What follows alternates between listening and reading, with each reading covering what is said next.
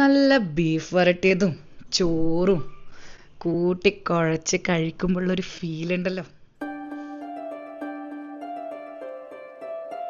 ഇന്ന് രാവിലെ എഴുന്നേറ്റപ്പോൾ തൊട്ട് ബീഫ് കഴിക്കാൻ വല്ലാത്തൊരാഗ്രഹം. ഒന്നും നോക്കില്ല, വേഗം പോയി കുറച്ച് ബീഫ് വാങ്ങിച്ചുകൊണ്ട് വന്നു. ആദ്യം തന്നെ നമുക്ക് ബീഫ് നന്നായി കഴുകിയെടുക്കാം.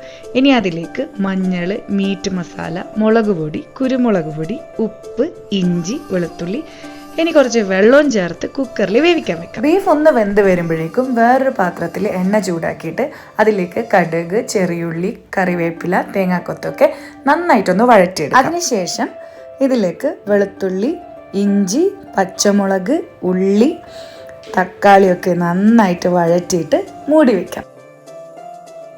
ബീഫ് നന്നായിട്ട് വെന്ത് വന്നിട്ടുണ്ട്. ഇനി നമുക്ക് ഈ ബീഫിനെ ഉള്ളിയൊക്കെ വഴറ്റിയതിൻ്റെ അകത്തേക്ക് ഇട്ടിട്ട് നല്ലോണം ഒന്ന് മിക്സ് ചെയ്തെടുക്കും. നമ്മൾ ആവശ്യത്തിനനുസരിച്ചിട്ട് കുറച്ചും കൂടെ ഉപ്പും കുരുമുളക് പൊടിയും മീറ്റ് മസാലയും ഒക്കെ ചേർത്തിട്ട് ഒന്നും കൂടെ ഒന്ന് നന്നായിട്ട് മിക്സ് ചെയ്തെടുക്കുക.